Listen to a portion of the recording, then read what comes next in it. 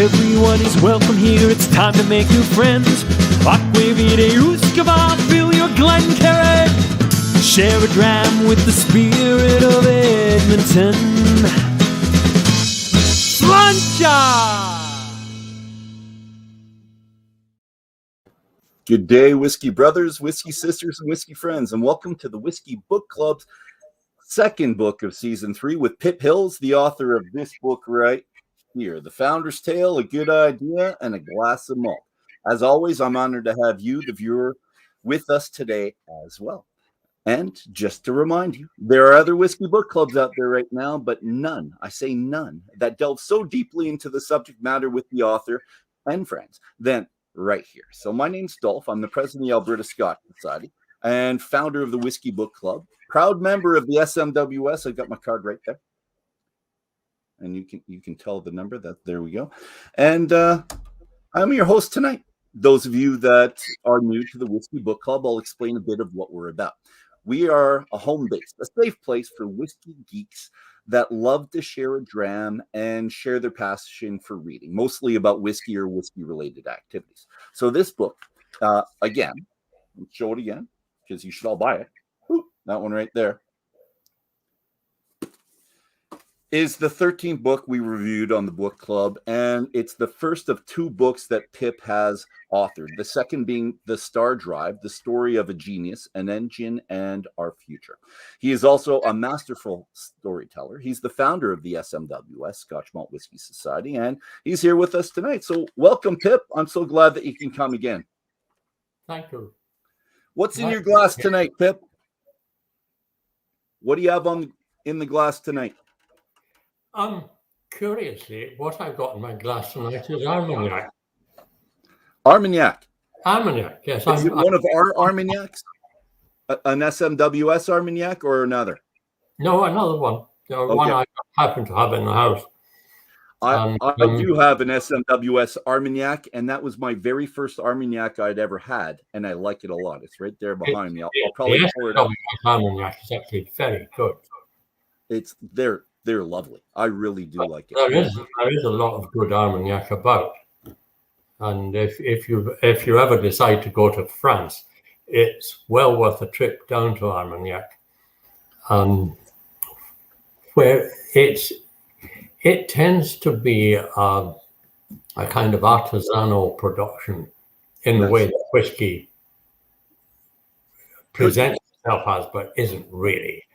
And so there are large numbers of distilleries, usually a distillery attached to a vineyard, and they grow the grapes and they make the wine and they distill the wine to Armagnac and put it in enormous casks and leave it there for a long time.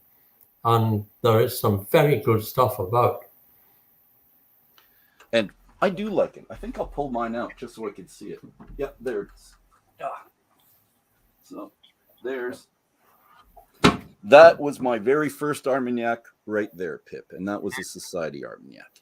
So it's lovely. It's still 3/4 full, so I've got a little ways to go before I have to worry about refilling this, but that was the first time, and I really did like it. So thanks to the SMWS for that, and for Kelly and Rob Carpenter. They're down below, but they can hear this. Thanks to them for bringing it in, because without that, I wouldn't have had it. So let's start this. If you watched this last week, you know 2 things. One, that the book is an homage to a great idea and tribute to friendship. That Pip is a storyteller and wants to take us on a descriptive journey, which you can tell from this preface. So I'm going to throw up a quote here. Pip, this is yours. There. Me not being famous, perhaps I should tell you something of what this book is about.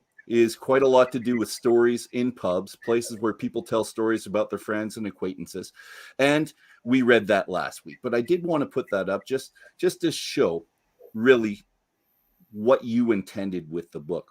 You also, and if you were with us, you also noticed that I picked up a few general patterns to Pip's recounts. Pip is, I think, an idealist with some entrepreneurial leanings, but more idealist than entrepreneur. Willing to take a risk, make a mistake. He's daring in a good way, the Canadian description of daring, I think, other than and he's lucky. So I just want to throw that out there right to start. We should be happy. We're ecstatic to have Pip with us today, and I'm going to start with the idealistic side because. And I didn't get to this last week, and I was kicking myself because I really wanted to. I'm going to give another 2 quotes, and then I'm going to ask you a question, kind of bit bent on this, Pip. So it was a process of rediscovery by the Scots of a real Scottish identity, as opposed to a demeaning music hall version in which to be Scottish was to be object of ridicule. And the next one, the real Scotland is a lot better than the one you've known until now. You only have to look to find it. Malt whiskey, and in particular the full-strength single cask version thereof, fitted this narrative to perfection. So those are the 2 quotes I want to think about when I ask this question. Pip, can you enlighten this Scotch and Scotland lover about this real Scottish identity and how it was bastardized? And how the SMWS fits into the ideal, what you would want it to be? It's a big question, and I could spend a lot of time on it. I'm happy to spend a lot of time on this one. Very, very roughly,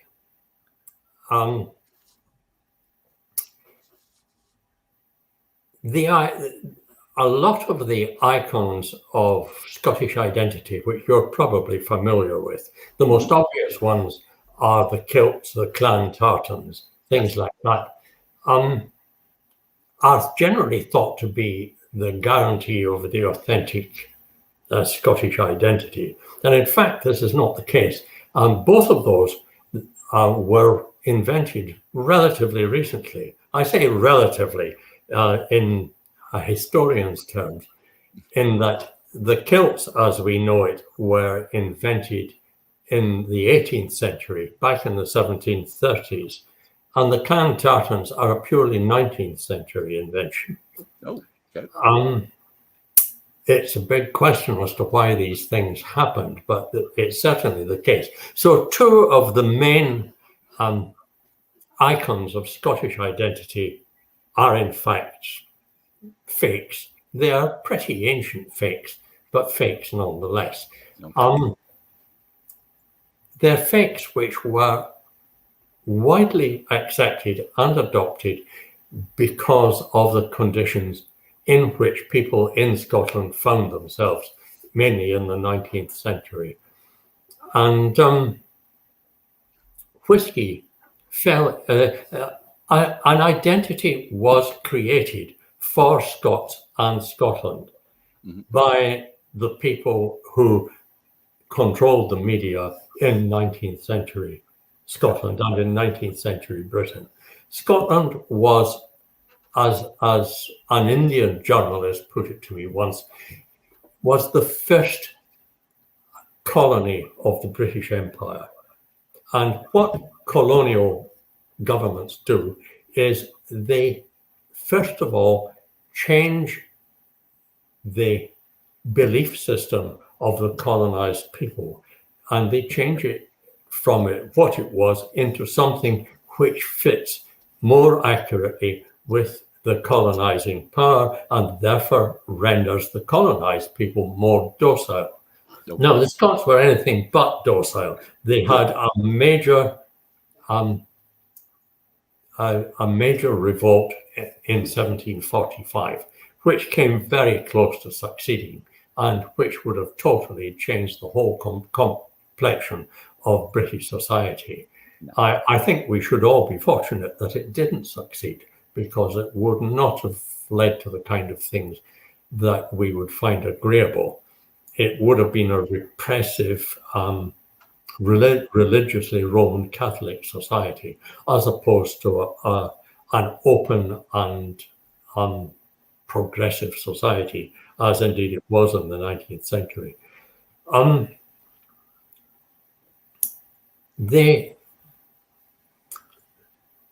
It's one of these subjects which is so large that it's quite hard to know where to begin. But to narrow it down to focusing on these 2 things, the Kilts and the clan Tartans. Okay. The kilt, as it originally was in Scotland, was a very large piece of cloth, which was the person's main form of clothing. And the way what you did was you wrapped it round yourself several times. It was that large. Now, it was very well suited to being a clansman, because the function of the ordinary clansman in Highland society was mainly military, or at least aggressive. He derived his raison d'etre by being a fighter. And you could be a fighter in one of these great kilts. They were called the Phillimore. And readying yourself for battle was a relatively simple matter, because you simply cast the thing off altogether and fought in your shirt. So a naked Scotsman approaching you would be a little bit intimidating, I think. Sorry? A naked Scotsman approaching you would be a little bit intimidating, I think. Well, indeed, in those days, they still used the original claymore as their sword. Now, people tend to think of claymores as being the typical basket-hilted sword, a ferocious instrument, usually the best part of a meter long and double-edged. Okay. But the original Scottish sword was almost twice as long, and it was carried slung over the shoulder, and it was wielded two-handed. Wow! And some of these Highland men, the Highland society, before the advent of the clearances and the troubles of the 18th century, was reasonably affluent, and there was no shortage of food and drink. And the result was that Scotsmen in general, and Highlanders in particular, tended to be very large indeed, and frankly ferocious. They were greatly in demand as mercenary soldiers in the armies of the continental wars. So the kilt as we know it was changed, mainly because of an English ironmaster called Rawlinson, who did a deal with the MacDonald, the chief of Clan Gary, to cut down the oak trees in the Great Glen, smelt iron, because there were pockets of iron around the Highlands, and smelting was done on a pre-industrial scale. And the Phillimore was perfectly useless for forestry operations, so he persuaded them to cut it into two. One part of it was belted round the waist in plates, and the other was slung over the shoulders and called the plaid. And by the time of the 45 rebellion, that was pretty well adopted as the Highlanders' garb. Now, that's a major icon of Scottishness, which was dropped completely. And by the 19th century, the kilt was thought to have been of great antiquity. So were thought the Clan Tartans. But in fact, the Clan Tartans were nothing of the sort. They were invented in the 19th century mainly for commercial reasons and foisted on what remained of the clans after the great Highland clearances had decimated them. You had to add to that the enormous population movement out of the Highlands, whereby people moved, first of all, to the industrial cities, and secondly, to the colonies, to Canada and Australia and America and places like that. And the original belief system and value system underwent a change in the middle of the 19th century, and people in the industrial cities and in the colonies tended to be fairly accepting of what their superiors told them. And their superiors, the upper classes of the clan system, by and large, told them what was amenable, what was in the interest of the superiors. And they just accepted what they were told and who they were. And there was an extraordinary extraordinary change of people's belief in themselves took place in the 19th century. It was aided by, of all things, music halls, which were very popular media form. And you're probably familiar with Harry Lauder as the comic Scotsman. He was an immense media success, both at home and in the colonies. And this was somebody who turned being in a Highlander and a Scotsman into an object of ridicule. And probably the most successful media operation of the late 19th and early 20th centuries. There were various political reasons why being Scots was looked down on, not only by the British in general, but by the Scots themselves. A large part of the people in Scotland who would seek their fortunes outside this poor country tended to look down on the people who stayed there, and therefore were only too happy to accept a demeaning stereotype of Scottishness. Now, I know this all sounds like heavy stuff, but I can assure you it's very well documented. And it's good to hear. Let's bring it to what you want it to be then, and how the SMWS leads into that as well. Well, there, across the Scottish classes, but particularly in the middle and upper classes, by the end of the 19th century, there was an accepted version of what it was to be Scottish. Yep. And this was embodied in all the media. And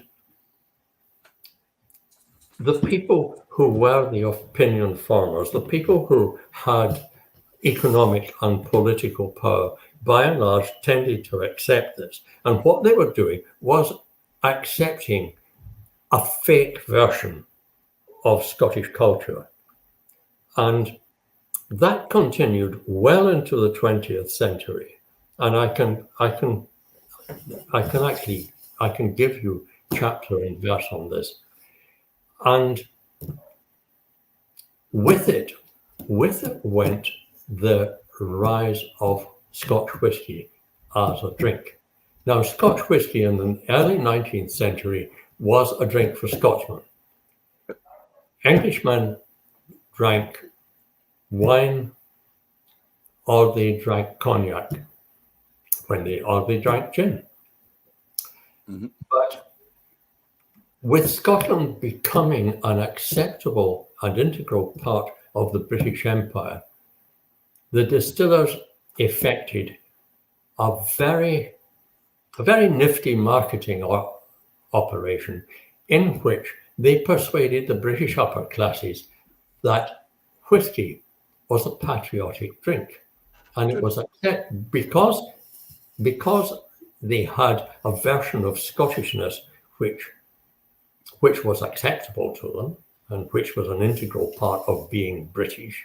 Mm-hmm.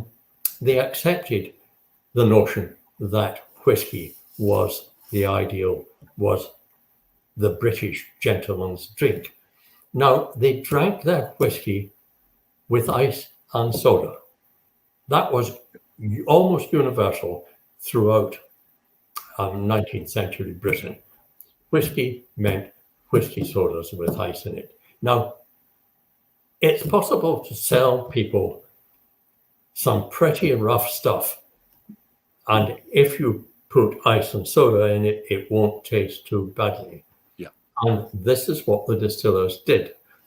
Particularly the lowland distillers began to distill whisky on an industrial scale, and so accepting was their customer base that they could get away with almost anything. And they produced vast quantities of perfectly disgusting whisky. And there was nobody to gainsay them. There was no alternative voice.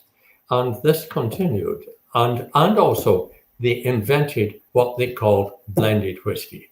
Now, the industrially produced whisky was by and large produced from grains other than barley. You needed a certain amount of barley to get the enzymes, but you could use almost any kind of grain. You could then mix that with the authentic stuff, which was malt whiskey, and it was in a stroke of genius, they called it blended whiskey.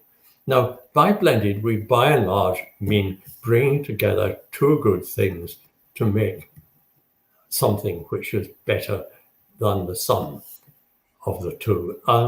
Ideally, it was very clever, and they backed it with some brilliant marketing.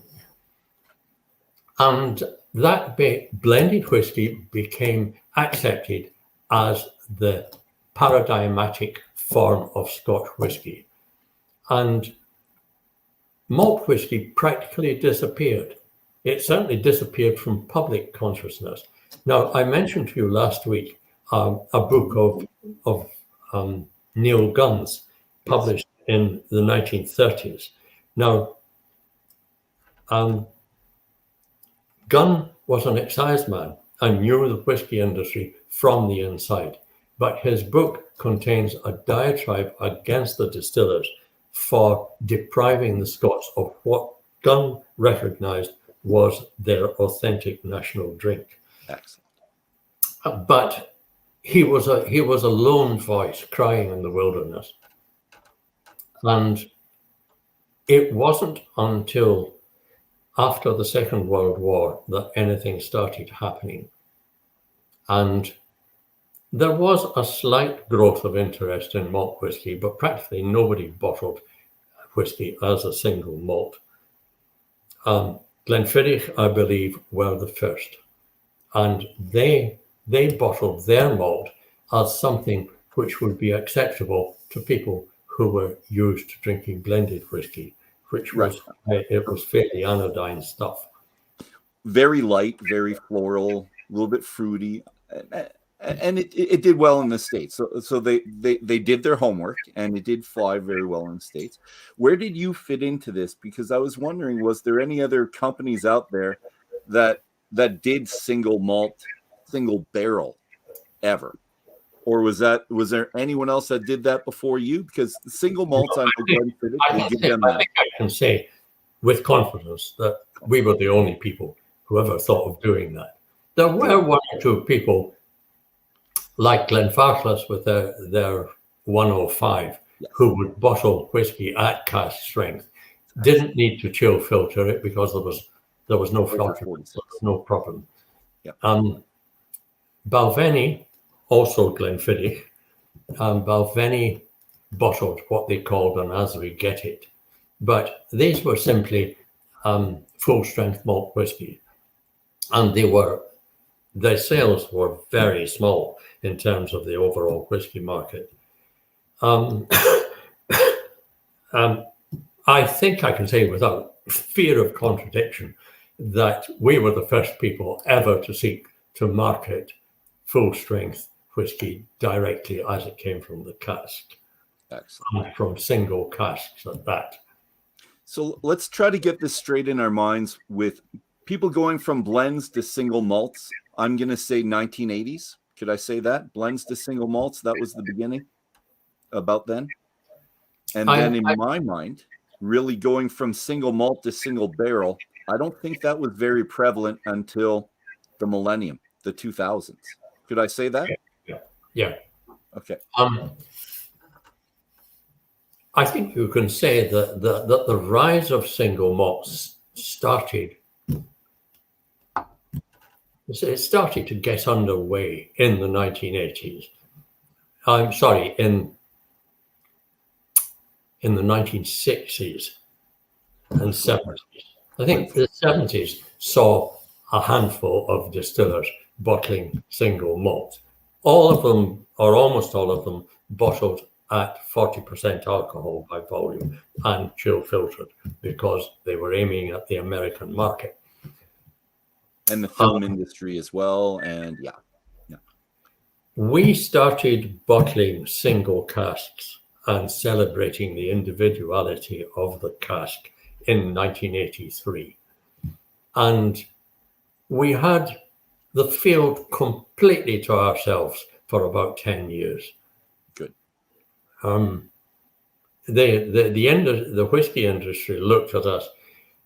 Those of them who paid any attention at all thought we wouldn't last long. We would disappear as people would try to do anything outside the mainstream would disappear. And were rather surprised when we didn't disappear. And it was the best part of 10 years before any of them thought of emulating us. And even then, they did so in a watered-down fashion. I think the first people to do it on any scale were United Distillers with their classic malts. Yes. And they could see a case for bottling a group of malts as a collection. And they lifted that idea from the society. They admitted as much to me in person. And, yes, that comes in the book later on. They have to read the book to get it, though, Pip. We're not going to tell them all the stories. Okay, and this is great. And the SMWS is helping. You have an ideal. Scotland's moved away from the ideal of what a true Scotsman is, or Scotch part. You're doing your part of bringing that back. Now, can you talk about something else that you did as well to bring it back within the... So you helped within the industry, which is what the whole book's about. Is there anything else that you did or tried to do to ensure that the true designs or the true Scot was portrayed?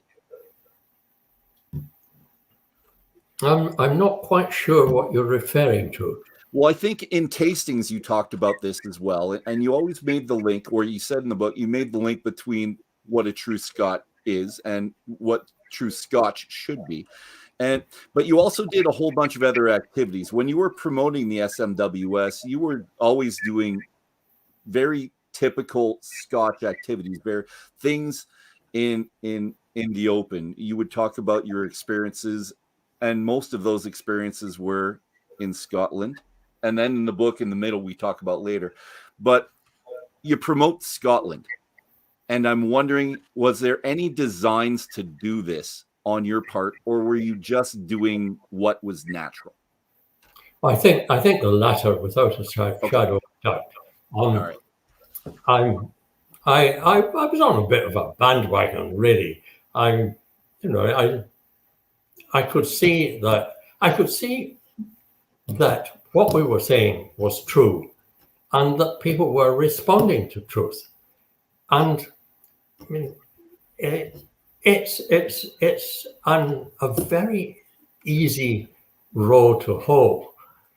If you've got a brilliant product such as we had, and we could go out and say to people, look, our marketing pitch here is dead simple. We've got the best distilled liquor on this or any other world that we know of, and what you see is what you get. And the story of the beginning of the society and what it now is the exact truth. No prevarication, no exaggeration. It's exactly as we say it is. Now, there are liars and there are people who push brands, and the two are sometimes difficult to separate, especially if they say or imply ours is the best. Yes. And it must be a very awkward job to be in. I was fortunate because I had exactly the opposite. I could go out there, I could say to people, look, you have never tasted liquor this good, and if you don't believe me, try it. And I don't think I was ever controverted. And nobody would ever turn around and say, no, this is rubbish. You know? It must have been difficult for some people, though, if they were trying this for the first time when they were used to blends and very light blends. This is not a light blend, and you must have had some responses to people that were taken aback by the quality. Well, that was sorry, I've lost your sound. Oh, are we back? Yes, we're back. Okay, good. And I'm just wondering, because people would have been taken aback a little bit by the power of the flavor and the strength of the whiskey itself, because it's not like a blend for the most part, depending on which barrel you get. Oh, but that's an easy one to get around. If it tastes too strong, put some more water in it. There you go. And I'm sure you have water for them to put in. Yeah. Good. I think it can be carried a bit far. I do understand that people in the society, you get people with pipettes measuring carefully the amount of water they put in. Now that's taking it a bit far. I mean, it implies on their part a certain immodesty, a supposition that their nasal equipment is so sensitive that they can detect the tiniest variation. Now, there may be some people who are like that, but I very much doubt it. And it's a kind of humorless thing to do. Okay. Part of the so essence. When you add water, it's just a splash. That's all you're doing. You splash it. If you put too much in, then it's easy to fix. You just put more whiskey in. And it may be the road to inebriation, but you wouldn't have started on this road if you hadn't been prepared to get a bit inebriated. That's true. Yes. And if it's a 4-ounce pour at the end of it all, then it's a 4-ounce pour, and you're just going to have to deal with it in the only way imaginable, which is drinking it itself. I do want to ask you about, and again, this is the inception of the society, or using the wine industry. Because I can see a lot of parallels between you and the wine industry, because wine can be single cask strength, unadulterated.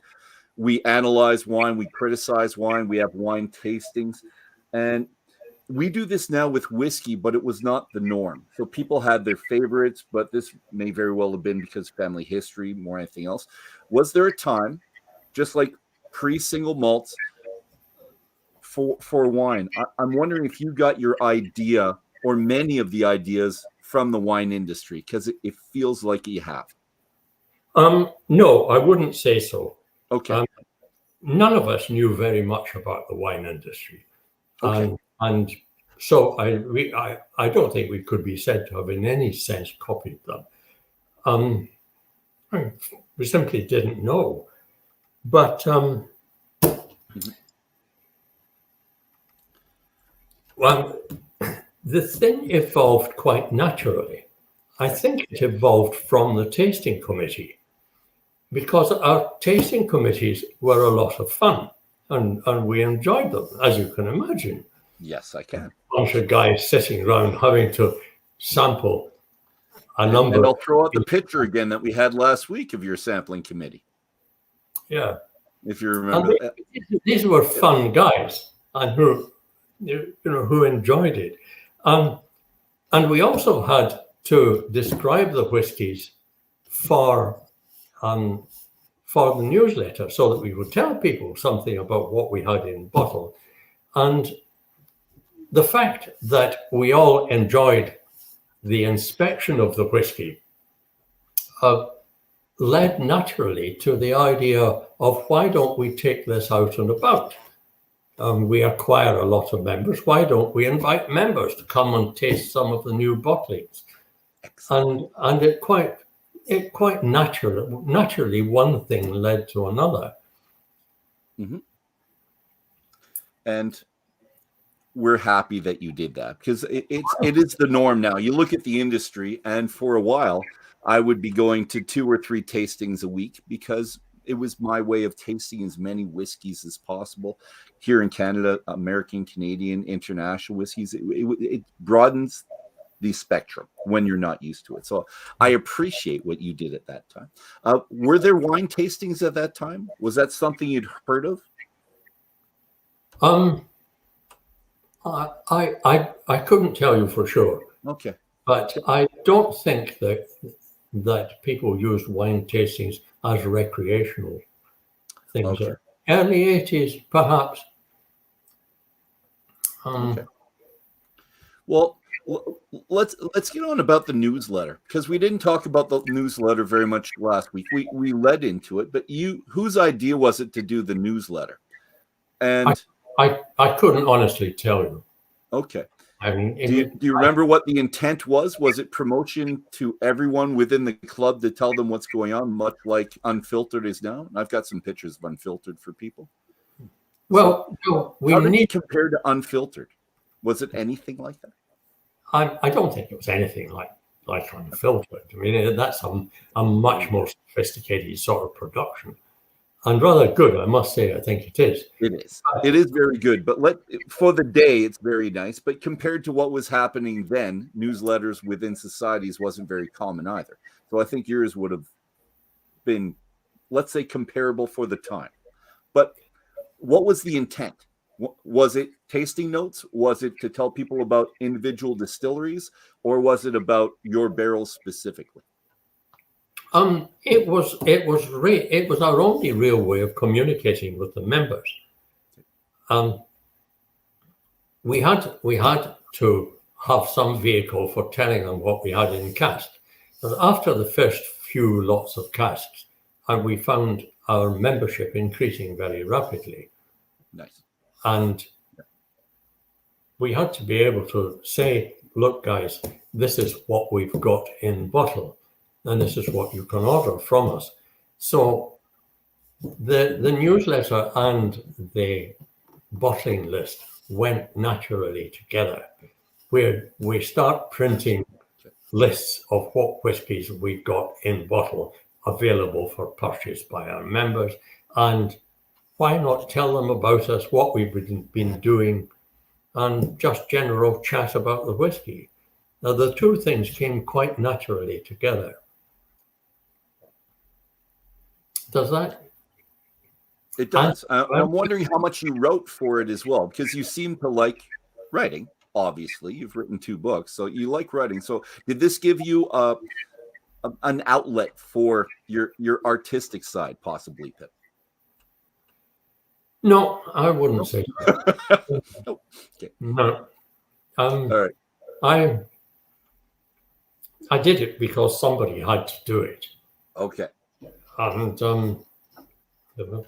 I never found it difficult to write plain, simple English. Right. And have always liked plain, simple English. Okay. That's good. I think it went a long way, and I'm glad you did it, because Unfiltered, I get it by email quarterly. It's one of my favorite reads. I enjoy it. And now, I know you don't have a hand in it right now, but I really do like hearing about what happens all around the world within the society. So different parts. So that's among my favorite parts, finding out what's happening here in Canada. Yes. But I really like hearing what's happening in Australia, what's happening back home. And you find out like the vaults, when the second vaults was open in Queen Street. So the second one, I found out about these things through the magazine, which is kind of neat. So I'm going to give you a quote again. Here's the quote. If I had to identify one event which raised the society from a minor curiosity to potentially a serious player, it was this article.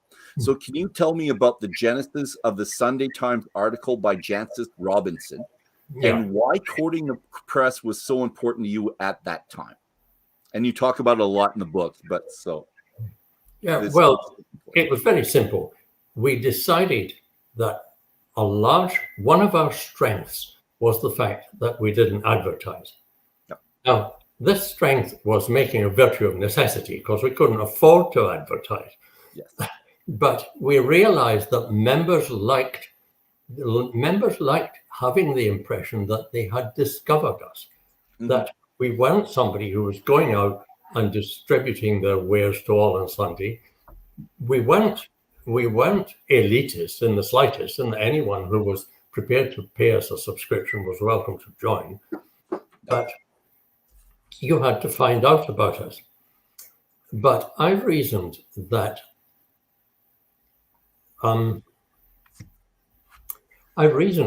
there could be no objection to people writing about us in the press.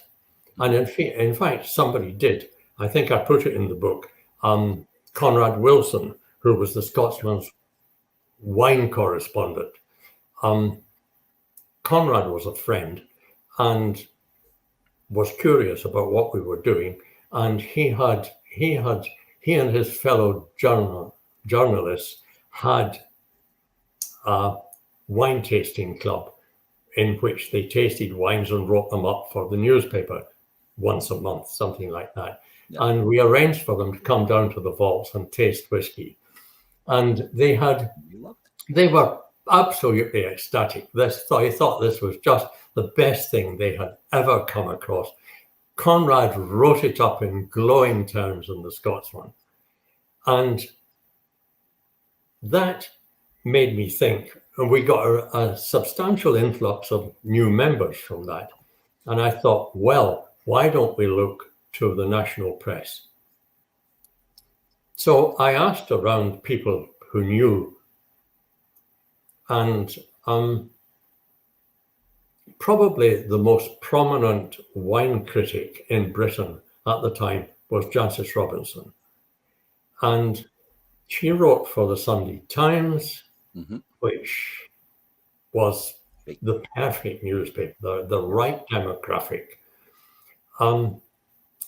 But I was warned that she was pretty ferocious and didn't tolerate fools gladly, and I would have to be careful. Good. But I thought there's nothing to lose.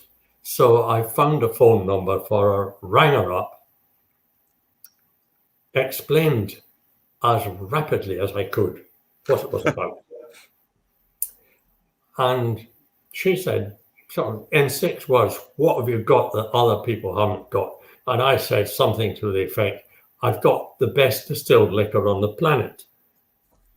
And she later said that she was rather taken by the sheer presumption of what I'd said.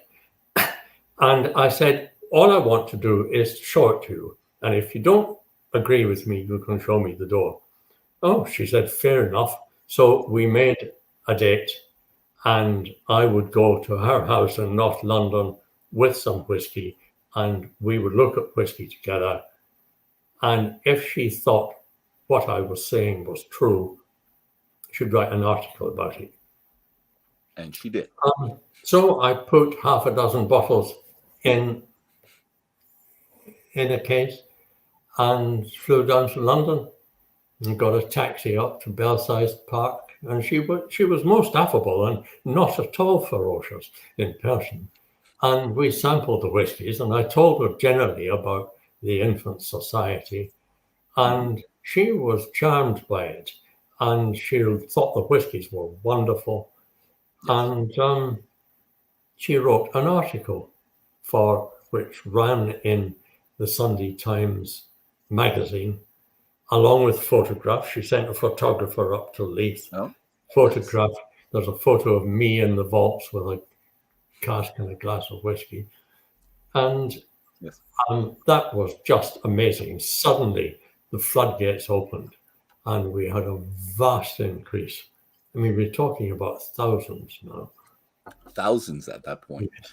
Well, and it makes sense with that widely distributed, and like you said, that was your demographic, the middle class, upper middle class. People have a little bit of money and want fine things in life. So that was a good idea.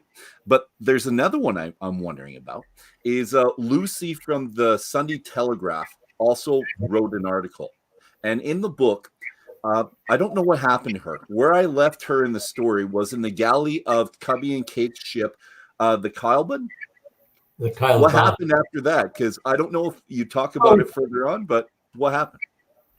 Well, I took her around several distilleries. Okay, she and me in the Lagonda. I'm glad to say the weather got better. Okay. And the distillers were all terribly affable because, of course, they don't. Every single one of them, their marketing directors, would have been reading the Sunday Times and saying, why aren't we in this? Bring us in. Okay. It has to be said that for the first 10 years of our existence, we were not popular with marketing directors. Right. because we were getting the kind of stuff that marketing directors couldn't get. Anyway, I took around several distilleries, and they were all extremely affable, and they all more or less confirmed what I was telling her about. And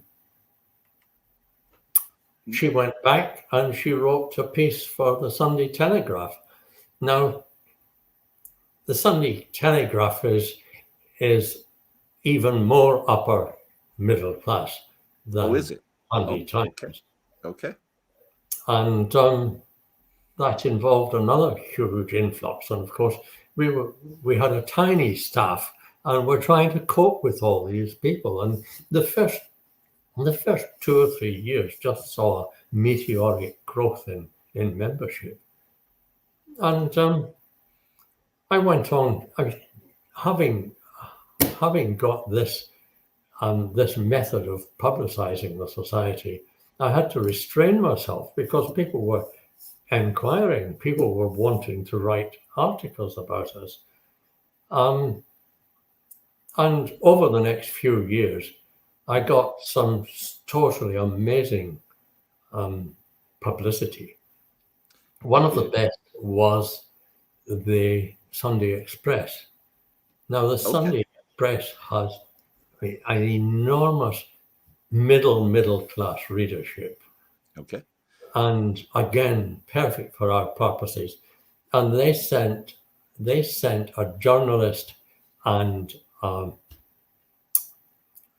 photographer, and I took them around several island distilleries. And boy, did we have a good time. We started in Oban. Okay. And I had two friends who owned the last steam puffer on the West Coast. Okay. Now, this was a little steam-driven cargo ship. And I said to the guys, how did they fancy putting the thing into decent condition and taking us round some island distilleries? And they said, what's in it for us? And I said, couple of £1,000. And they said, done. And so we went down to Lagavulin in the puffer. And that was wonderful. I don't know if you've ever been in a steamship driven by a steam engine, but no, I have not. Oh, they're great. They're not like diesels at all. I mean, diesel, the engine room of a diesel loud ship is a hellishly noisy place. The engine room of a steamship just makes a shuffling noise. It's wondrously quiet. All you've got is the slight escape of steam. It's great. And we went to another couple of island distilleries, and then up to Talisker. And the Sunday Express did this big piece with lots of photos. One middle page, 2-page photograph spread across the middle pages of me and the manager of Lagavulin Distillery paddling, rowing the boat across in front of Lagavulin. I mean, you couldn't buy publicity of that sort. And the point is, everybody had a lot of fun. Yes. I mean, it wasn't miserable like so much to do with whiskey was. And it became obvious to us, and I think it started to become obvious to people in the whiskey industry. And that is, not only were these guys selling whiskey, not only were they not going to go away, but they were actually having a lot of fun. And what is more, the whiskey drinking public, or the potentially whiskey drinking public, responded to this sense of fun associated with whiskey. Now, whiskey, I would say until we came on the scene, fun was the one thing you didn't associate whiskey with. It was associated with fake history. It was associated to a very great extent with social status. And we were democratic. We said anyone who wants to join is welcome to join. Pay your sub, come and drink whiskey, behave yourself. Don't get drunk or we'll throw you out. But and people, they could see that associating whiskey with people having fun could do nothing but good for the entire category of whiskey. And after we'd been in existence for 5 or 10 years, this was becoming established, and marketing departments were saying, well, let's see if we can get a bit of that action, and starting to copy us. Well, when you read your book, you can tell that you do like to have fun, Pip. I think it's at the heart of just about everything you do, which is a great way to live, I've got to say, Pip. It really is. But I'm going to add to this. Your choice is to go to specific distilleries to get barrels, let's just say, or to bring people to different distilleries. I'm wondering what drove your decisions with writers, with journalists, or when you're going there for the society itself or trying to make connections. I'm wondering if maybe it was just you wanted to have fun and you wanted to go to a specific distillery, or was it more measured and calculated, the ones that you connected with? Well, it wasn't calculating really. Because you're still a businessman. There's nothing wrong with being calculating to guide things.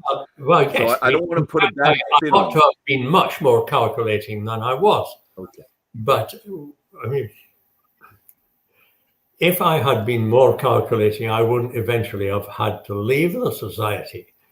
But I thought I could make sure that the management of a society was adequate. Okay.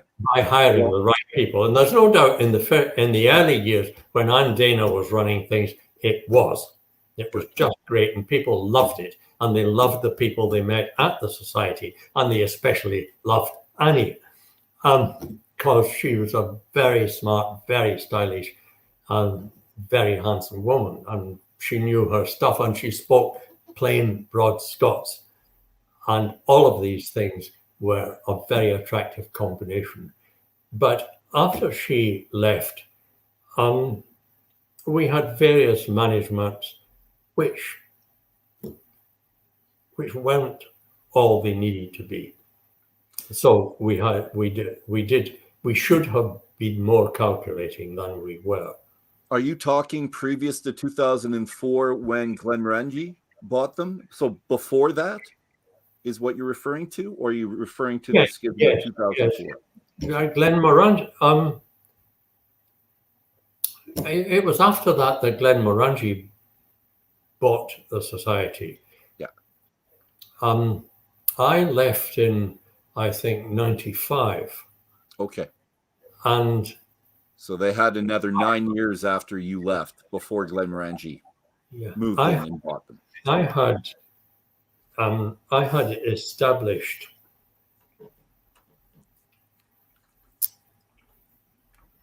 I had established two people as managers, one after the other, both of whom I thought were adequate to the job.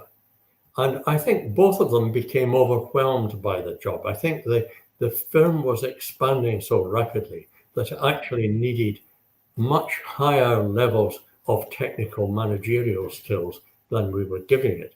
And I mean, I know next to nothing about managing companies.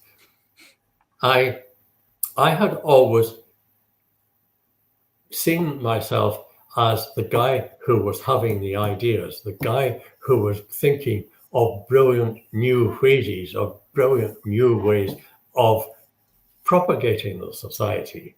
Right. And after some of these worked very well, but after a point, they became a threat.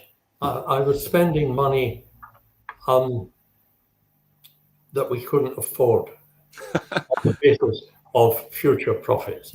And these were in days when banks were flush with money and were very ready to lend it. And I made sure that financially we were okay, that we were always within the limits of our overdrafts and so on. And one day the bank pulled the plug on us. Okay. The Royal Bank. Not a good day. That institution, which was not exactly itself known for good management and had to be bailed out by the British taxpayer. Ooh, okay.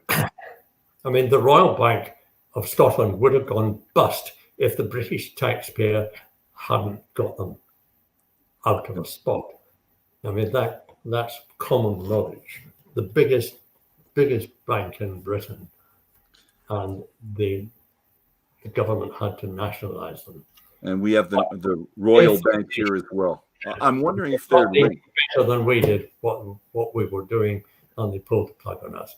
And as a result of that, my head fell in the reorganization of the company. It was then run in a more strictly managerial manner with no innovations until Glenmorangie bought it. Okay. I'm going to get into this a little bit later because I think in the third section, so next week, I think I focus on this a little bit more, but I do have some pointed questions that I'm going to try to get some information from you. I'm going to try to pull some stuff from you if I can. But what I'd like to do now is I'll introduce our panel members who are going to come on. So we're going to start with Kelly and Rob. So they're there. Hello, Kelly and Rob. Sorry, I got you in. And Mr. Perlinsky, I'm going to pull him in. And Mr. Pollard. There we go. So that's everybody. So Kelly and Rob, what do you have in your glasses today? I've started with a cheeky little 14-year-old 42.151 dark and filthy. I never get this right. That was a Lucie from a recent tasting. That one was delicious. Yes, about 3 months ago we released it. Yeah. And I have, well, I started with, we've moved on a little bit, 3.322, Pirates from the Hebridean. Mm-hmm. So that's a lovely little number 3. Not was a Canadian that available in release, Canada? Outstanding. Okay, Rob, was that available in Canada? I can't remember it. No. Okay. Sorry? And Greg, what do you have in your glass, kind sir? Some Kalila, but only half a dram for now because I have something this afternoon that will require me to operate an automobile. Well, we're all going to that tasting. Is it this one that I gave you? It sure is. Yes, thank you, Dolph. That's beautiful. One of the best Kalilas the society has released, easily. I love it. And Mr. Pollard, are you still drinking your ginger my ginger beer? Wow. But I am holding my a birthday bottle for my daughter. And you got that at the vaults, correct? No, that's my birthday bottle I got at the vaults. This one I bought at through the SMWS here. But it was actually bottled on her birthday, so I'm quite happy. 16th of March. I've been looking for a birthday bottle ever since I started, and not just me, but everybody in my family, and I haven't come up with one yet. So Rob and Kelly, I'm going to send some birthdays for you, and if you ever get a bottle, I'm just going to I'll beg you to actually bring it here to Canada for me, just so I can buy a couple. You wouldn't be the first person that's asked us that, so email me the information and I'll add it to the file. Beautiful. Thank you so much. So all 4 of you were down below. You were listening to the conversations. Do you have any questions before I go on, before I plug away? Well, I have, if I can ask sort of a pointed question first, and just sort of on the book's tone, you've approached whiskey drinking as sort of being the non-fun, stuffy thing of the elite class, and I'm way too young to have been sort of around for a lot of that. But it also seems you were quite happy with Forbes and the American rich, and it not really being a super middle class thing over here. Can you just sort of like comment on that? Why that would be? As far as Forbes was concerned, I was more than happy to do business with them, because frankly, I liked the people. Forbes had a long tradition of hiring some very smart journalists, and I understand paying them very well. And they were having a lot of fun. And Forbes funded them to come and visit us in Leith. And there was a whole squad of them came, and I took them round some Islay distilleries. And they gave us a great write-up in Forbes FYI. And okay, so Forbes is an organization for the unashamed very rich, but we're not purists about who we sold whiskey to. Nobody could afford to make decisions on who they sold whiskey to according to their socioeconomic status. And if the people who read Forbes wanted to buy our whiskey, that was fine by me. But especially if the people who wanted to buy the whiskey responded to the atmosphere of fun in which the whole thing was cast. And that's something, if you read that Forbes article, they were all having a whale of a time, these guys. They thought it was great. And that came across in the article. And that did us no harm at all in the United States. So would you say it was less about socioeconomic status and more about just being stuffy or not stuffy? That's right. Okay. Yep. I don't give a damn how much money somebody has got. I do care about whether he's an interesting and amusing person. And you get that sense quite a bit when you talk about going to the States and the parties you were going to in California where you're starting, and the stuffiness within the States. And what's the word you used a lot? Swanky. What, going to the swanky places, which you were unimpressed with the swankiness, it was the people. And I'm going to stick with and I have to say that Alan Shane, who ran our outfit in the United States, and Alan was somebody who understood about having fun, and he organized some completely amazing whiskey tastings in some amazing venues. One I particularly remember was in bar called Windows on the World on the top floor of the World Trade Center. Yes. And I did think about them a few years later. Yes. So thinking about friends, and you have several stories about friends. Stove and Indians is where it first comes up. Well, no, it doesn't. But Stove and Indians is the first place, I think, where friendship saved your life. The pipes of the stove had frozen, and you and Maggie decided to go off and you visited a friend, and you had some whiskey, and you came back. And I don't want to say too much because I want people to read the book, but it saved your life, this friendship. So I'm wondering if there's other times where Scotch and friendship come together and either saved your life or made it much better somehow. So I'll leave that question with you. That's a big question. Yes, it is. It's not an easy question to hang a particular answer. Did it ever save your life? We'll stick with that one. Did whiskey ever save your life? Because it did that. Well, friendship. It certainly made my life a lot more tolerable on more than one occasion. One in particular, I don't know if I think I put it in the book. I had this little cottage high on a hillside in Sutherland. Okay. And its only form of power was a twin-cylinder diesel generator, which was impossible to start in winter. And I remember arriving at this at Down-the-Main one winter midnight and trying to start the generator and failing. I said I could turn it over, but not smartly enough to get the thing to fire. And then I had a thought, and I got a bottle of Society whiskey and I poured it into the air intake. And then I struck a match and I lit it. And I turned the engine over without, it had a decompressor on it. And I turned it over a few times so that it was sucking in burning whiskey along with its diesel and its air. And then at the right moment, I dropped the decompressor and boom, away it went. And ever after, when I had that cottage, there was a bottle kept in the kitchen purely for starting the generator. That sounds scary. Awesome. It sounds very scary. So it might have saved your life once, but almost took it another time. Yeah. Yes. Yeah. But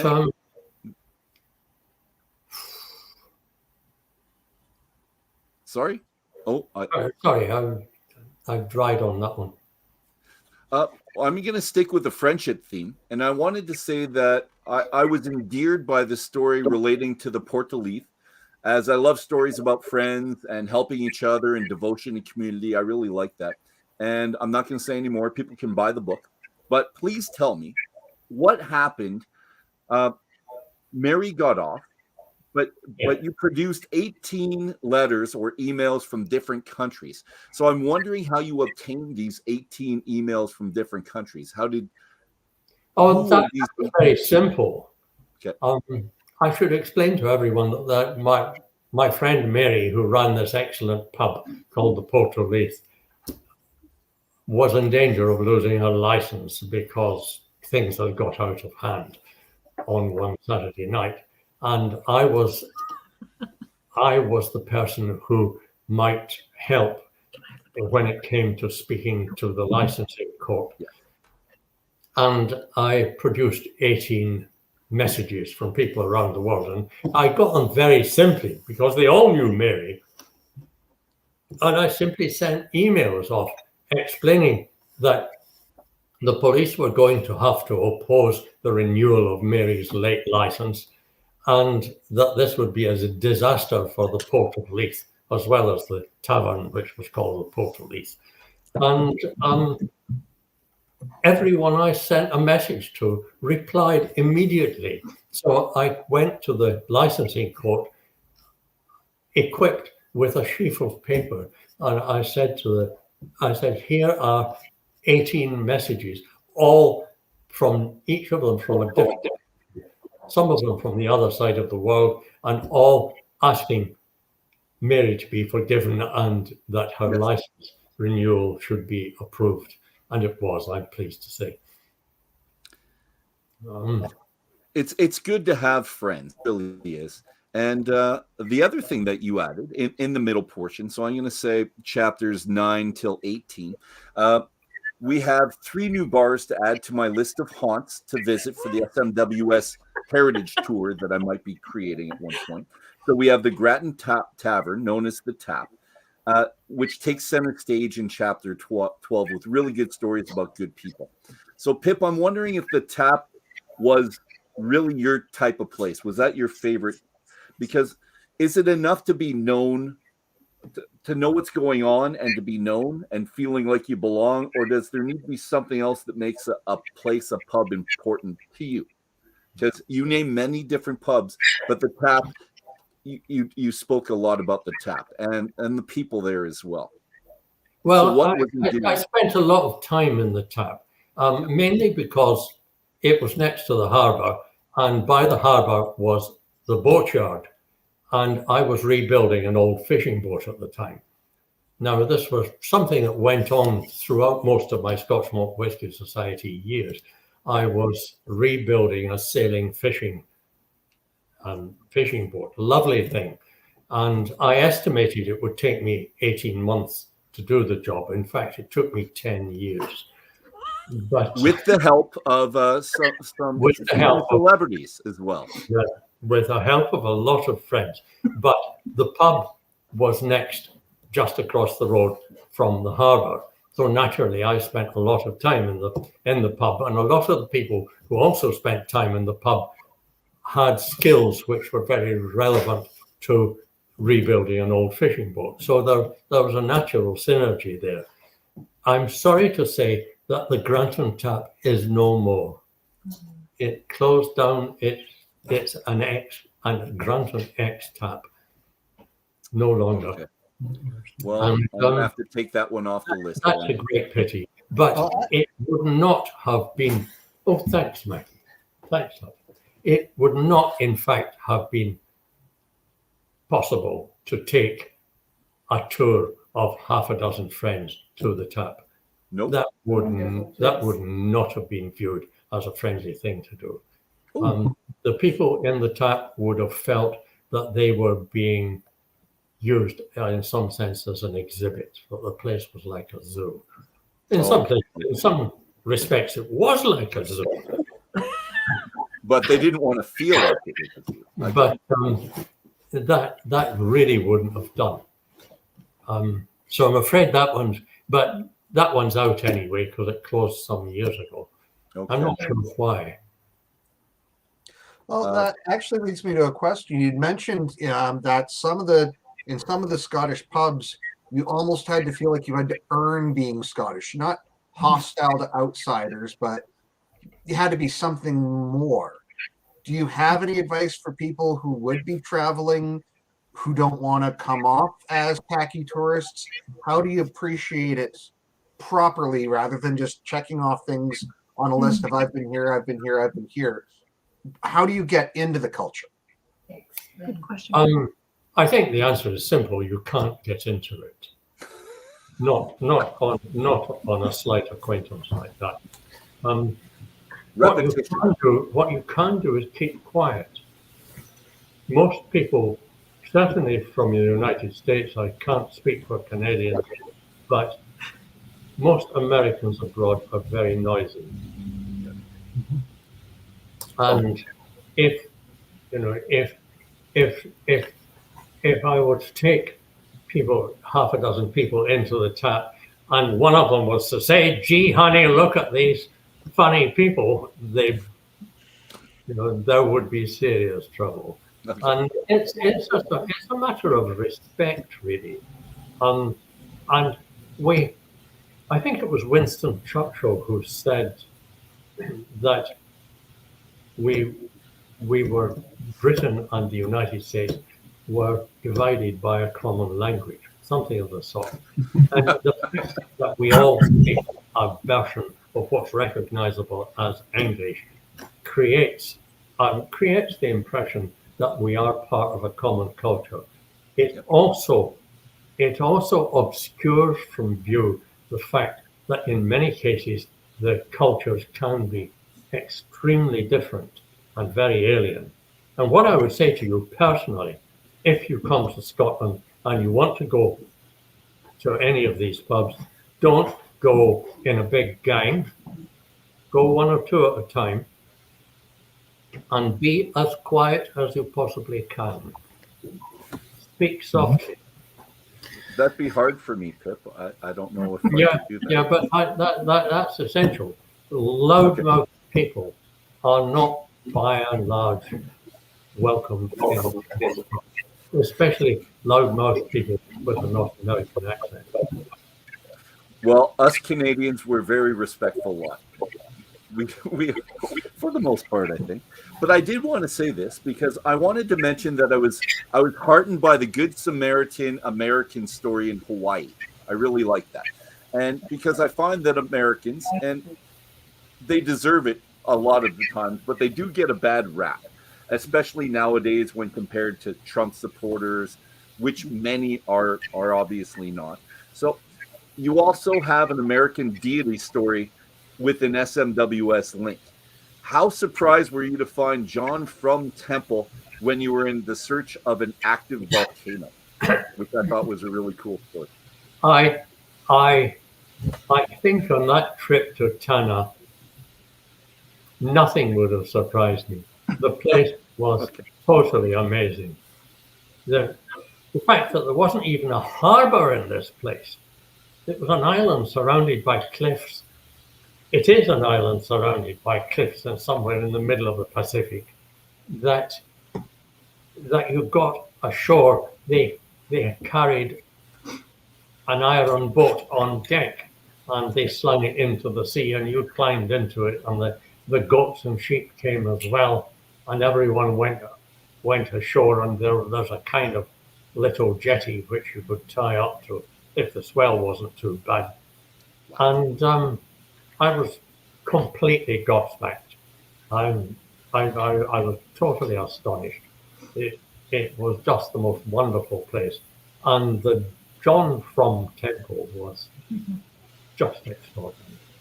What was the name of the chief? I forget that. Does anyone know? He said, Chief Tom Numaki. Okay. He said, I'm Chief of Tana, except he said it in the local patois, which is a pidgin English. He said, and Emi des Pera, Emi belong, number one, long Tana. I am number one person who belongs to the island of Tana. I love pidgin English. It's frequently delightful and often extremely expressive. And I got on really well with a lot of these people. But and this, Tana like, was utterly extraordinary. Looking down into a volcano remains one of the most awesome experiences of my entire life. And when you think back about what you said, the volcano was here active long before us. It'll be active long before. And I don't know if I'm getting this right, but you said you had a sense of, was it our insignificance as a people, or just the grandeur, something like that? Yes, I mean, volcanoes they're just indifferent to the whole of human life. If the entire human race disappeared tomorrow, it wouldn't make the slightest difference to any of these volcanoes. They are primeval.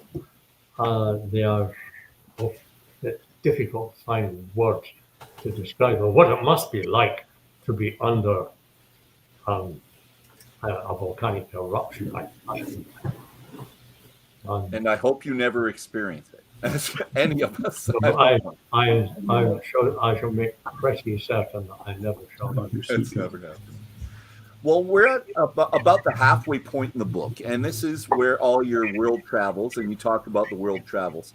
And I'm really thinking, Pip, was your world travels, I'm trying to determine what was most important, what was the intent. So was the world travels really just to band together with friends and see unique things, or was it a promotion of the SMWS at the time, or a combination of the both? It had really nothing to do with promoting the SMWS. Okay. I had been, Dick Morton, whom I write about in the book, my former common law brother-in-law. Yep. This is a man who lived with my sister for donkey's years. And a lovely, extraordinary man. Just the best sort of Englishman. I run out of superlatives, and eccentric to an extraordinary degree. Mm-hmm. And scary looking, you said as well. Scary looking, eccentric, brilliant. Oh, he's tattooed. Yeah, he was an English officer and a gentleman. He had been an army officer. He had been a tank commander. Okay. And he was 6'4", straight as a ramrod, and he had a shock of white hair, and he had tattoos that ran down his face. And those were in the days before tattoos were fashionable. Yeah. And these tattoos went in lines down his face. And these had been done by some of his cannibal friends, because he and my sister lived in Papua New Guinea, where he had been asked to come and set up the biology department of their first university there. And this was something which he was very well suited to, because he was a geneticist by training, he was an expert on tropical agriculture and various other things. But he liked people he liked Scottish people, and he got on well with them, and he would spend quite a lot of time up in the Ballium Valley, where they still eat their relatives from time to time. I was reading a piece in a magazine just a couple of hours ago about prions, which are something, it's a form of protein which is capable of reproducing itself and which was thought to be responsible for Creutzfeldt-Jakob disease and various other things. And sorry, I've forgotten why I was talking about Dick prions. Morton. Yes, Dick Morton. Dick was involved in a lot of the early research for this stuff. And he had bought a wonderful plantation on Vanuatu and had urged me to come and visit and said, we'll have a great time. And we always did have a great time. And I should say, this chap, despite being 6'4", having tattoos on his face and a big shock of white hair, was completely acceptable in the Granton Tap. If you remember what I said about foreigners in the tap, I remember before I took him to the Granton Tap, I warned him. I said, no, you have to keep quiet. You're not to speak unless spoken to. These people are my friends. And he behaved himself very well. And the next time I went to the tap, after Dick's visit, the guys came round, and one of them, Joe Nichol, said, that brother-in-law of yours. I said, yeah. He said, you're some boy. And the lads, it turned out, were very impressed. And what impressed them was the fact that he had tattoos on his face. And he was an extraordinary guy. Anyway, I decided for some reason to take up Dick's invitation to come and visit them. So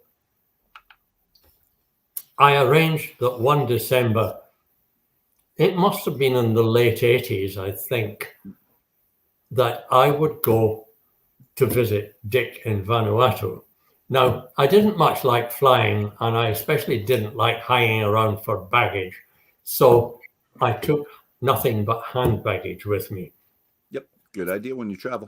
Carry on. I took a satchel, a leather satchel, which went over my shoulder, and a flight case. You know, these rectangular flight cases that are designed so that they can go onto aircraft luggage racks.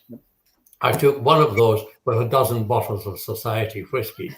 And that was the problem. And I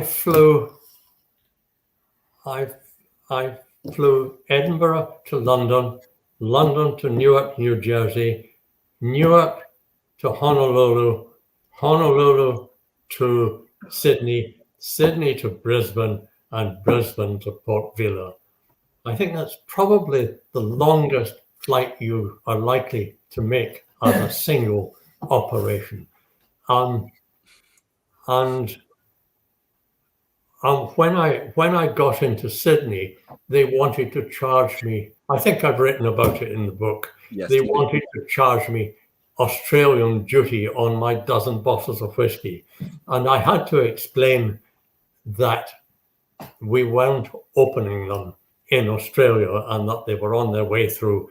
And they eventually called the boss man, and it turned out that he was a guy who had been born and brought up not far from where I was. And we had mutual friends among old mountaineers.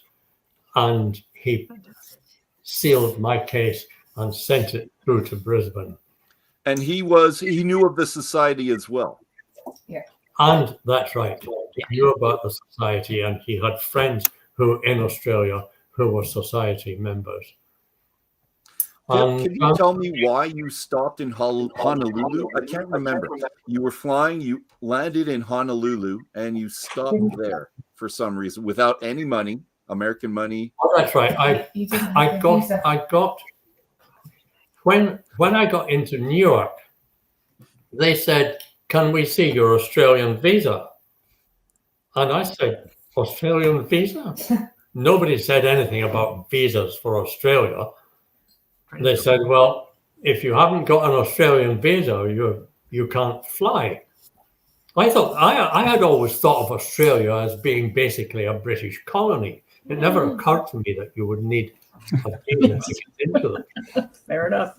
I was the same way. I thought they're a Commonwealth country. Why would you need the visa? I was surprised when I read that, Pip, as well. So I'm on the same wavelength as you. Yeah. Well, I didn't like the idea of kicking my heels for a day or two in New York. Yeah. And the flight was stopping in Honolulu. So I said, "Well, can't you carry me as far as Honolulu?" They said, "Sure, but we're going to bump you at Honolulu." And I said, "That's okay. It sounds like more fun than New York, New Jersey." What I didn't reckon on was that the flight would get into Honolulu at 10 o'clock at night. And Honolulu airport was closed at 10 o'clock at night, apart from the occasional flight that came and went. And it was only, I was sitting on a bench in Honolulu thinking about what I would do with myself and where I could get a night's sleep. And I realized that I had no American currency. I had sterling and I had some Australian dollars, but I had no US dollars. And I didn't fancy spending the night in the airport.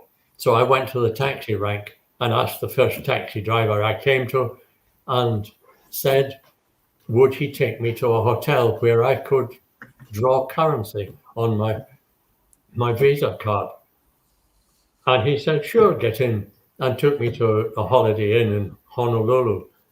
And I told him to wait, that I would go into the hotel and exchange some currency and would come out and pay him. And he said, not at all. He said, have the right on me. Say something good about America. Because he was a Filipino who had just got American citizenship. And this represented extraordinary security to him. This was a country in which all he had to do was to do his job and pay his taxes. And provided he kept the law, nothing bad would happen to him. Unlike good feeling in the Philippines, where all sorts of nasty things could happen to the most innocent and most law-abiding citizens. And he said, say something good about America when you're in. And you've said many. And you've said many good things. I have done it many times.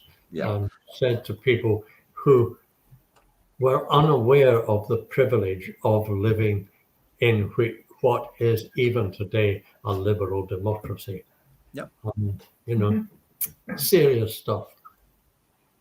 I enjoyed myself on Honolulu and flew on to Sydney the next day, and Sydney up to Brisbane, and Brisbane to Port Vila, where I discovered that I was going to have to pay enormous amounts of excise duty because their only taxes were duties on spirits coming into the country. But there were a whole lot of American, it was either American or Australian geologists on the plane. It was a tiny little plane. And you could take in one bottle duty free. And I explained to them the problem. And they all said, well, none of us have got any liquor. We'll all take a bottle in and we'll give it back to you afterwards. And I said, that's just great. You can all come to the Undine Bay Christmas party, because I knew there would be a Christmas party. I knew Dick Morton of old. And sure enough, we had a Christmas party in Undine Bay a few days later. and we drank society whiskey. All the staff of the plantation and all of the Australian geologists, who incidentally were going looking for gold. And one of them in poetic mode, having drunk a glass of society whiskey, said, I don't know if we're going to find any gold, but I reckon we've already got pretty close to it.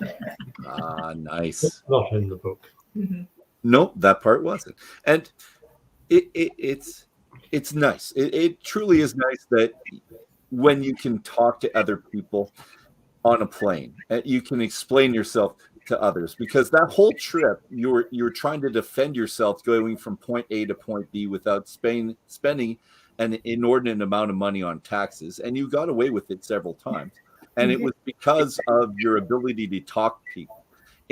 In Australia, you said you got a bit obstinate and a little bit loud before you were talking to the supervisor, but still, it was because of friendships made that you got into these positions and out of sticky positions as well. So sure. The mere notion of the Whisky Society was good enough to be a passport to all sorts of places. People would say, a Whisky Society, what do you do? And I would say, well, we drink whiskey, of course. And what else? people would say, what a great idea. If I could bring 12 bottles on a flight now, I'm pretty sure I would, but they won't let me bring any bottles on a flight anymore, Pip. None whatsoever. So, which is a sad, sad, sad thing. I'm going to ask you about another friendship, and this one doesn't show up in the book, but I saw it. Let's just start this over. There are stories that don't make it into books for whatever reasons, personal reasons, editor, the size of the book, you want to condense it, or apprehension. Now, stories about, and this person, Max MacLeod, and I heard you alluded to him in some other interviews, and he's in the last category, apprehension. And I heard the story, and it's a good story of a good person. It was a very nice story, and he's a very nice person. But I'm wondering, without you going into too much detail, because you didn't want to put it in the book, could you tell me if he did not want to be mentioned? Because you can't go wrong talking about Max. It's about Max. But why did he not want to be in the story? Did he not like the story, or was he too shy? I wrote a chapter about Max. He didn't want you to have it. And I'm not there yet. Okay. I showed it to him. Okay. And he's in many ways a very shy and retiring sort of person. Mm-hmm. That's when he's not being brash. Living under his he is a delight. And but this chapter did not make it. I showed Max this chapter, and I was delighted with the chapter. I think it's a lovely chapter, and I enjoyed writing it hugely. And it's not about anything very much. It's about a trip he and I made up to Wester Ross to collect a boat, but the center of it is Maxwell, and he took fright at the idea that I would put it in a book, and it's a shame because it was a lovely chapter. I'm tempted to say that if I could, I'll ask him again if I can have permission to send you a copy of it. Nice. Shall I do that? Yes, please. I would like that. And or at least a part of it. I'm just thinking. I could even read you part of the chapter. He's lived under his father's reputation. Yes. And that's his Yes. issue. Max, I have to say, Max suffers from having had a very dynamic and very prominent father. The family are baronets, which is sort of part of the British aristocracy. His father was a lord, and he was a real mover and shaker. And Max has suffered from being in his father's shadow. And it's a shame because he is just one of the best people I know. And just a delight. I'm hoping he'll come to our house for Christmas. And I wrote the chapter I wrote about Maxwell starts with describing how he turned up one day and said to me, "Would you like to come with me to Nepal?" Sure. And I said, Okay. "No, I mean, going to Nepal doesn't exactly figure in my list of things to do. And besides, I've got things planned for the next month or two." "Oh," he said. I said, "Why are you going to Nepal?" He said, I'm going to talk to the Dalai Lama." As you do. "Oh," I said. I love it. Good. "Why are you talking to the Dalai Lama?" He said, "Oh, I don't know. Somebody suggested I should." And Max has always got some good cause on the go. But I said, "Well, no, I can't go and talk to the Dalai Lama because I don't want to go to India because the atmosphere is so bad. And my asthma wouldn't stand up to it. Besides, quite apart from going to 14,000 feet in Nepal to speak to this old geezer." But in fact, Max went and talked to the Dalai Lama and wrote a little article about it. And he and I have a long history going back to do with boats and the Western Isles of Scotland. And the last of Max's exploits was to row single-handed all the way from Skye to the Sound of Mull, around that Mushroom Point. Now, if you're interested, look them up on a map of Scotland. It's a long stretch of very rough water with some ferocious tides. And Max, just because of something his great-great-grandfather had done, he had to move from Skye, where the family had lived from time immemorial, to Morvern, and had rowed single-handed. So Max thought it would be a good idea to replicate this. Nuts. I mean, the guy is nuts in the nicest possible way. I should also say he's a man I took an instant dislike to. And I remember meeting him, and I didn't like the cut of his jib at all. Was that the Christmas party? Sorry? Was that at a Christmas party? Was that Max? Yes, it was. Yes. No, that was somebody else. I think it was somebody else whom I also took a dislike to. I have a habit of taking a dislike to people who later become bosom friends. But no, I took an instant dislike to Maxwell. He was wearing yellow corduroy trousers, apart from anything else. Now, it says an awful lot about the person. All it says about Maxwell is that he's probably not aware of what he's wearing at any given time. Okay. I mean, he is an extremely person, and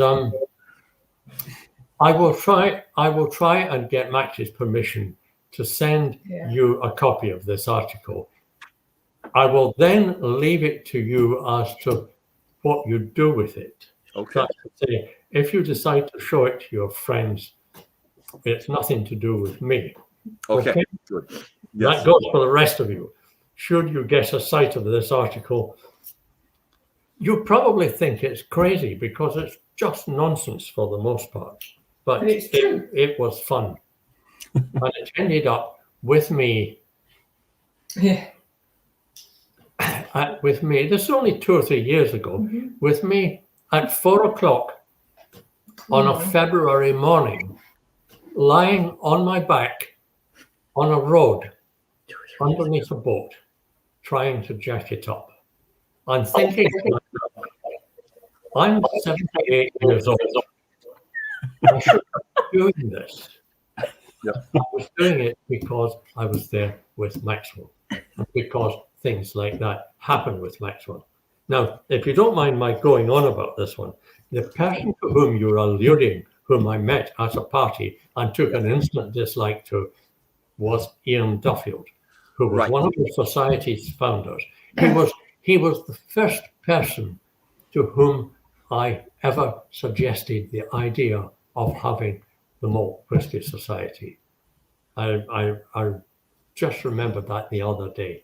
He was a lovely man. He came from Birmingham, the most English of Englishmen. He was a historian by profession, taught in the university. He had a colossal memory. I say he had because he died a few years ago.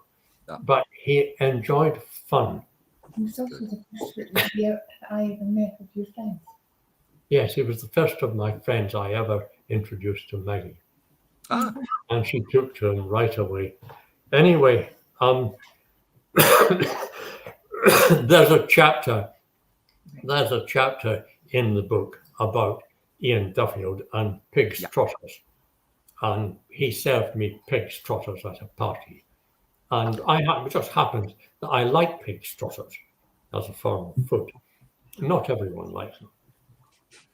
I'm going to say I've never tried, but to find out about him, like others, buy the book. You'll find it in one of the later chapters of the book. Pip, we have a hard time finding your book now in Canada because people have been emailing me wondering where they can find the book. And I really have just said go on to Amazon. Is there any better answer than go to Amazon? Because I think Amazon's probably the best. Publisher. Maybe put a bill in. No, I don't think the publisher doesn't sell directly to people. No. Well, everyone should get the book anyways. Nick, you had a question, buddy. Do you want to bring that up? Oh, the question I have on the side. So how many stories ended up on the cutting room floor? So you said you had one at Max that had a good story, but how many, would you be able to write another book with more stories? Do you have that many stories on your... The cutting floor. It was only really the Maxwell one. Yes, I only cut the Maxwell story that I cut. Okay. There are lots and lots of stories I could have told as part of the book, but for reasons of legality or decency, I mean, I grieved over some of the best stories. So we're going to have to go meet you to find those ones out in private. Yeah. Okay. Yeah. Well, those would be good days, I think. You know what? It's been an hour and 45. I'm just going to do a quick wrap up. Last question from all of you, and then Pip will finish off with you with the last comments or questions. So, Nick, did you have another question beyond that one? No, come back to me. I'll think. I'll come back to you then. All right, Gregory, any last comments, questions? I do have a last comment. When I started the book, I was thinking it was going to be a book about whiskey, but it seems to me that it's actually a book about friendship. And it's just natural that drinking good whiskey and telling stories about good whiskey goes hand in hand with starting, keeping, and strengthening good friendships. Mm-hmm. So it just seems to be like the two go hand in hand throughout the book. But it's really more about friendship than anything else, I think. So I would agree. And I probably ought to change the description of the Scotch Malt Whisky Society from being about whiskey, but also being about friendship. Oh, yeah. And yes, I think that's right. It was the Whisky Society was only possible because a lot of friends came together, not just for the whiskey, but because coming together was a good thing to do. Because coming together in order to drink good whiskey was a fun thing to do as well. Yeah, sure, very much so. Thank you, kind sir. And let's go to the Carpenters, either or both. I don't want to cut you off either. You do whichever. Look, Kelly has a question, and I have a bit of a comment. So, Not book specific tonight, Pip. I love the fact that you're drinking an Armagnac tonight instead of a whiskey, which leads me to my question about what the society is now bottling. Of course, they started single cask, single malt Scotch whiskey. I know that when they launched into their first Japanese and Irish whiskeys, that some feathers were ruffled, but now they're doing other spirits, rum, gin, Armagnac. What do you think about that? Do you think that's contrary to the raison d'etre, or are you fine with those kinds of explorations? I think there were always two ways in which the Whisky Society could have gone.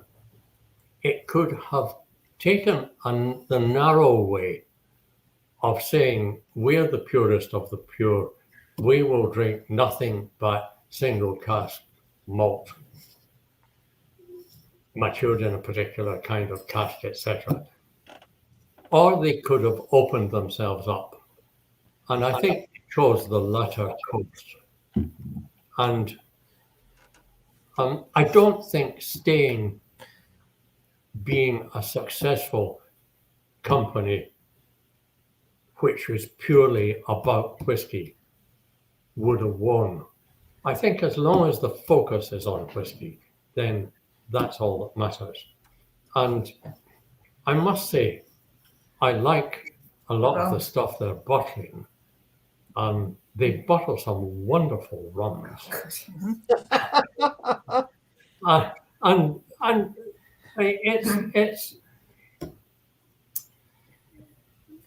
it's in order to appreciate something which is very, very good, it's not necessary to say that other things are bad. Yeah. I think if you have the wherewithal to appreciate how good malt whiskey can be, then you have the wherewithal and the mindset to look at other things and to look at things like cognacs and armagnacs and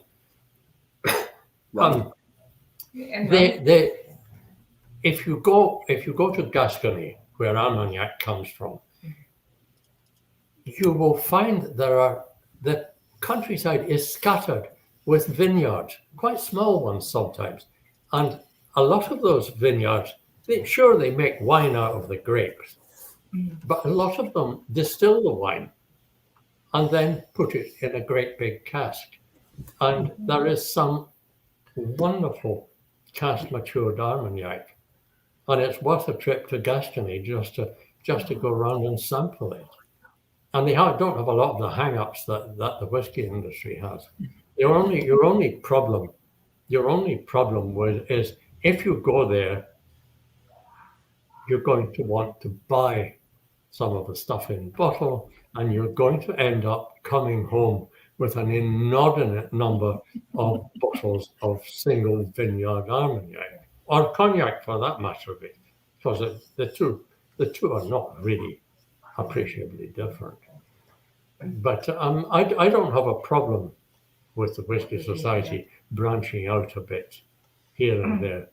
I think all of the other spirits are kept suitably in the background, and also because very few of the other spirits have the individuality of single cask whiskies. Cognac and Armagnac are both matured in very great vats, or possibly in something approximating to a Solera. Rum tends to be put in bourbon casks, new bourbon casks, which are fine for that, but they don't vary that much. And so you don't have the interest that there is with the core whiskey. Does that? Yep. No, I think that's a perfectly appropriate approach. If I can do a bit into that one, that Pip and I both discovered that we were both quite ill a few weeks ago with a extremely bad cold and stuff, and we wanted to have toddies And the best, well, it was partly to do with the fact that we didn't want to use 25-year-old society whiskey to make a toddy. And we started using the society rum. And we discovered that it was absolutely wonderful. Yeah. So we've both agreed that if we ever get sick, we've got to have society rum to make toddies. And I'm sure David will hate us for saying that. But that was the reason that we discovered the society's rums, to be perfectly honest.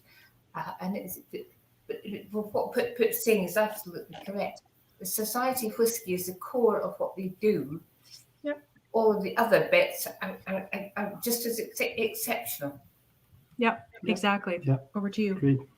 And we're going to talk about some rum next week as well. Some from a small little island just outside of the United. Well, we'll just say the Cuban rum, because I like the story about the Cuban rum, but that's for next week. Over to you, Rob. Well, I mean, first of all, just very quickly, I have been to Armagnac, and it is fantastic. And there are some amazing, amazing Armagnacs that are hidden treasures, because Armagnac does not get the due in the market that it deserves, which frankly is a good thing for those in the know, but not so good for Armagnac. My comment relates back to foreigners in Scottish bars, and I think Canadians should not be quite as intimidated by going into certain Scottish bars.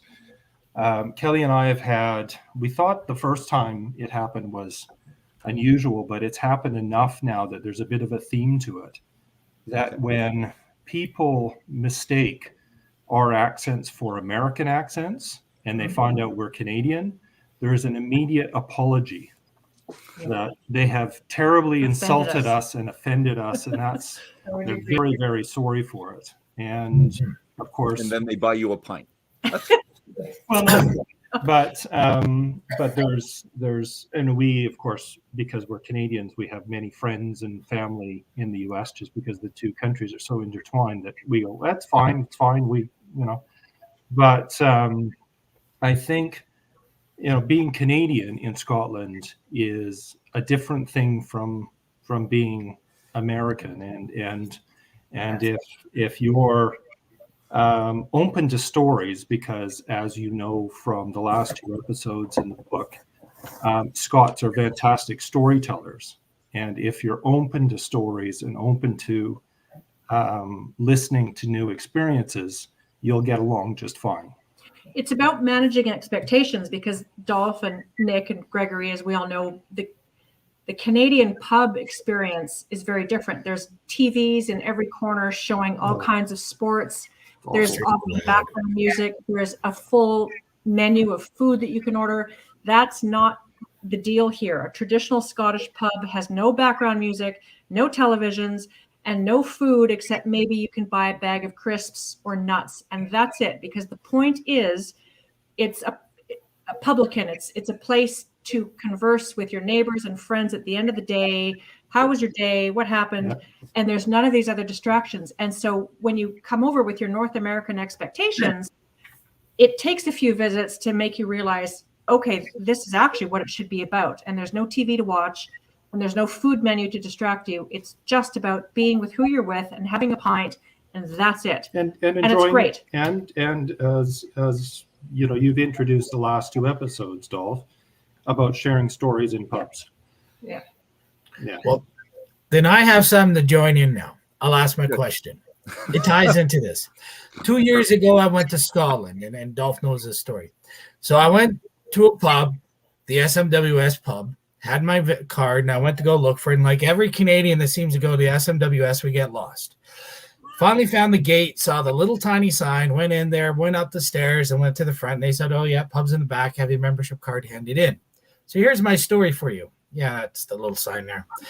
So when I walked into the pub and I went to the lady at the bar, and she says, oh, you hand in your membership, and then you can sit down and go have a pint. So I took out my membership, and a nice couple were standing right next to me.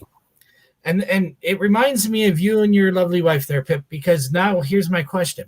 When I handed in my card and the gentleman next to me in the nice Scottish accent says, "Where are you from?" And I go, "Well, I'm from Canada. I'm from the west side of Canada." And he goes, "Oh, and how long have you been a member?" And I said, "Oh, since about 2016. He goes, "Well, welcome home." My question is, was that you? No, it certainly wasn't me. But is that something you would have done? Oh, yeah, of course. I love it. If I had a wit. Anyway, I had a lovely night. It was great. And then I went back to my hotel. But And you found your birthday bottle there as well, Nick.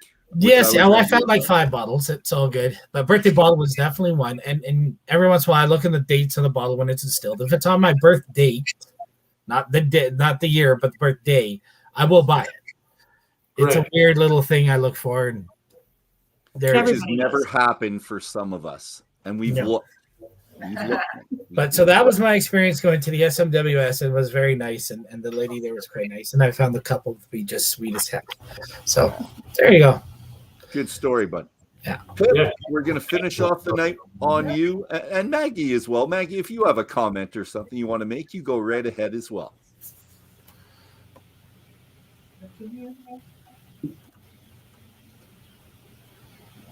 Any last comments, Pip? No. The Armagnac doesn't last as long in the glass as whiskey does. And I don't know if if I can throw something into the meeting here, I've been having discussions with David Ridley, the MD of the organisation, trying to identify a whiskey for Pip's Christmas. Ah, okay. And it's proving to be slightly challenging, shall we say. My wife is having the same problem getting me whiskeys as well, but I think it would be even harder for Pip because he's tried so many of them. Yeah, absolutely. But David and I have got it, we're getting it sussed, I think. Well, I think if you just buy him another Land Rover, just like you did previous, he'll be very happy regarding. Well, you know that story, do you? Okay. Well, I was jealous, and I tried to show my wife, but she didn't want to hear anything of it. It's like, no. But good for you. And any last comments from anybody? Because I'm going to wrap it up right now. Thank you to all. Okay. Nice to see you. See you all next week. Yeah. All right. See you. Thank you, Pip. That's all the time we have tonight, Whiskey Friends. It's been a fantastic afternoon for us. Hopefully a fantastic evening for Kelly, Rob, and Pip and Maggie. Thanks to our listeners. Thanks to the panel. Nick, Gregory, Kelly, Rob. It's been an absolute pleasure. Maggie, thank you for coming in. I loved hearing your voice on this side. Thank you. I hope you all had as much fun as I did. So please join us next week. So week 3. So Saturday, November 20th for part 3 of the Whisky Book Club's 13th book, The Founder's Tale. A good idea. And a glass of malt with the author. Pip's going to be here with us. And as a final note, if you enjoyed yourself, click like, click subscribe. And if we could all hold up a glass, please. And I'll give you a second to get your glasses. We're going to cheers, everybody. Oh, last comments. Thanks to all. So here's to good company. Here's to good whiskey. Here's to good books. And here's to good conversation. Slanch, everybody. Cheers. See you all next week.